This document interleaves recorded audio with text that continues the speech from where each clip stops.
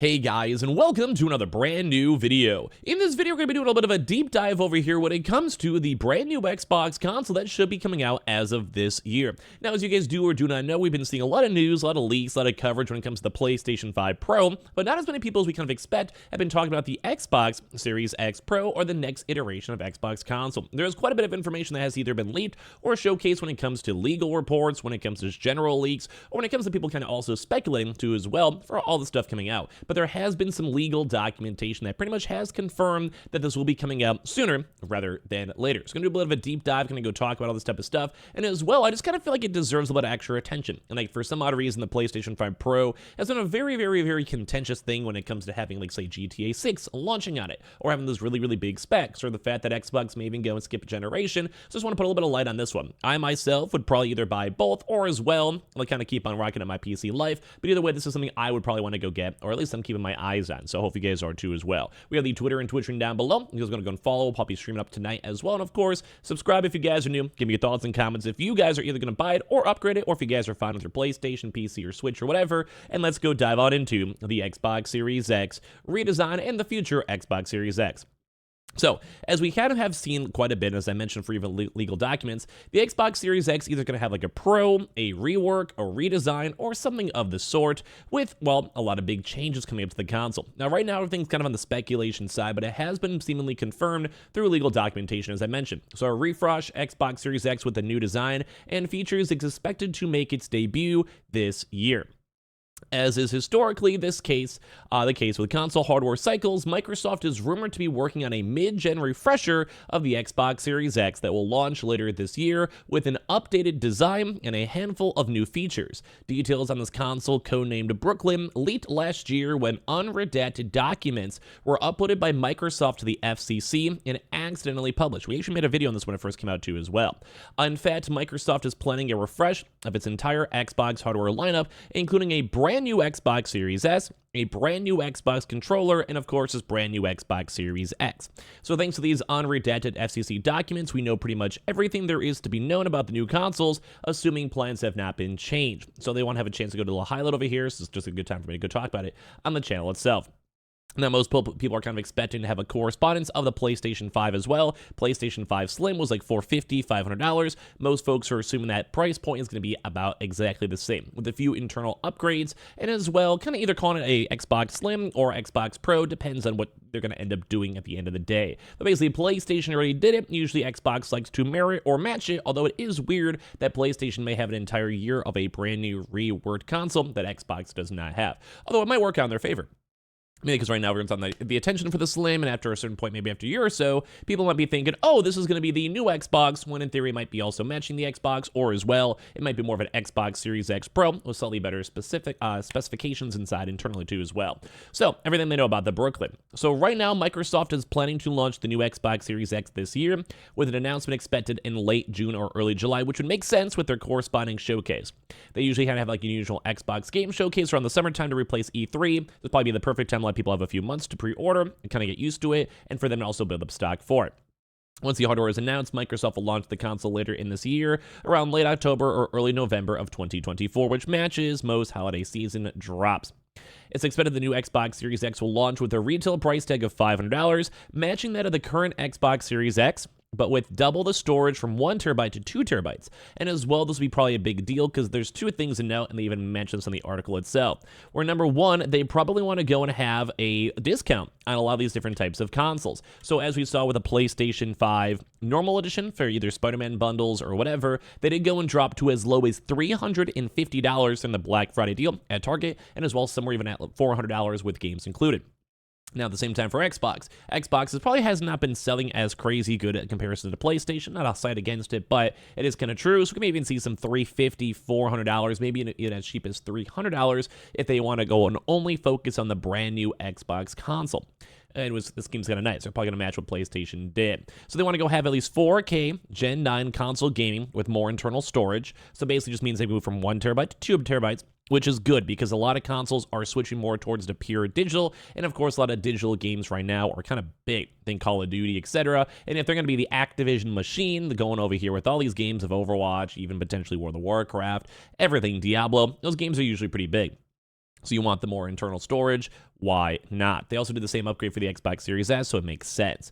And on top of that, too, they also have a redesign, different console, and everything else, too, with it. And, of course, other upgrades such as faster Wi-Fi, which, once again, also would make sense due to the fact that they push such a heavily amount into Game Pass, cloud gaming, cloud hosting. So they have the new South Bridge to modernize the I/O and sustainability efforts. They have the Wi-Fi 6E radio for better throughout latency and interference mitigation. So basically just making sure your Wi-Fi is better. BT 5.2 radio for improved accessory experiences, and also a 6nm die shrink for improved efficiency. So basically trying to make the entire console better.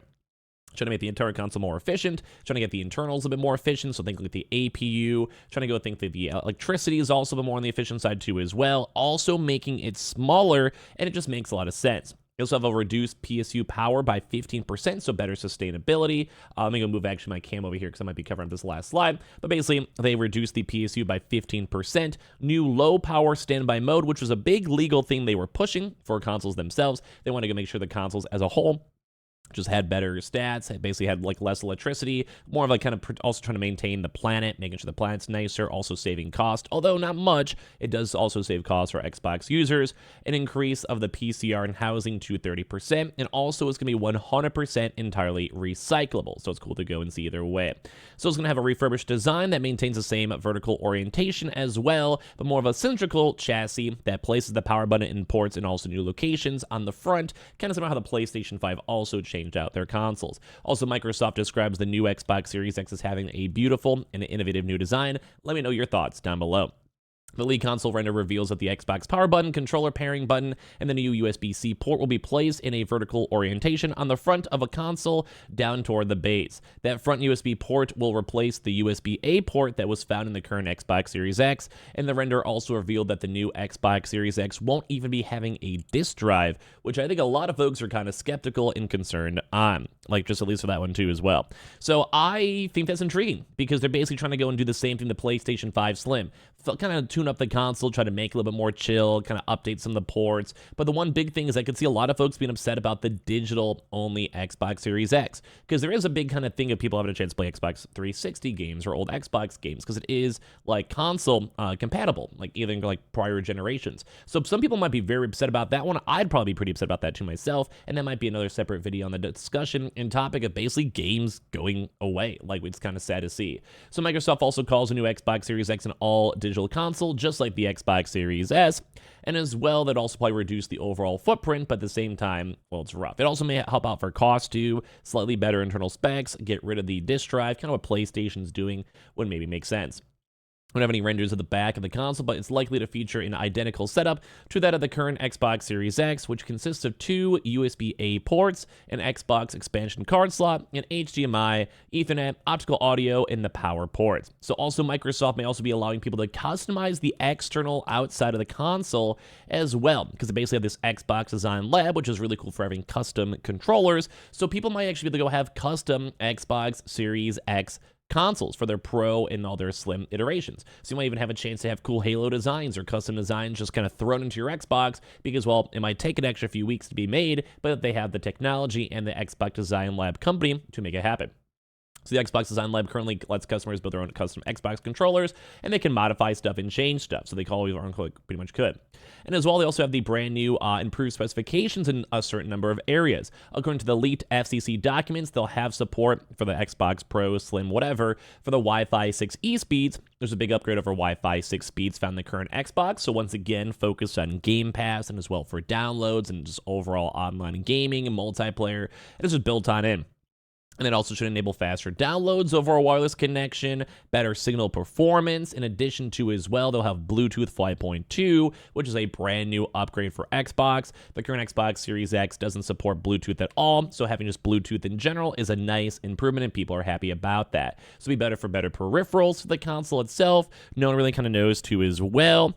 So I don't know. either way, it's interesting to see. So another detail mentioned in the FCC documents is that the new Xbox will also come with 2 terabytes of storage for the first time. Currently, the Xbox Series X is only available in a 1 terabyte configuration, with the ability to expand that storage with an expansion card. The introduction of a 2 terabyte model with a will be a welcome one, and I agree. You want to have more better stats, you want to have better hardware, you want to have better statistics. I want this, I want the upgrades for my console too. And as well, they also mentioned before, they'll have a smaller die, which is just internal specs over here, making sure that they'll have it'd be more efficient. The overall console should be slightly better too as well. It's all in terms of the FCC documentations too. They also do have other various things with a brand new controller, an Xbox Universal Controller, which Microsoft describes as a large update to its brand new controller. Now, I already had this video going on the longer side, but I'll do a really quick highlight on this one, basically just allowing better stuff for the controller. This will be codenamed Stable. If you guys want a more proper video for it, we can in the future, but basically has a better improved design with better thumbsticks, basically like imagine like a PlayStation 5 Pro controller or an Xbox Series X Pro controller. They both kind of have those, but like think like an Xbox 6 controller, I don't know, PS6 type controller. Just a better design, better improvement, better like longevity, better build quality, and everything else too as well. They have like just really cool nifty things, which I want to maybe save for a separate quick video for a filler one, but it's cool. Like basically just have like different technology kind of roped on in. If you guys are just kind of curious as to the second, you guys can screenshot it, pause the video, and check it out. But make sure you guys are subscribed with notifications on. Let me know if you guys want to go picking on up. We have the Twitter and Twitch stream down below, and I just appreciate you guys all so much for watching here in the first place. Give me your thoughts and comments down below.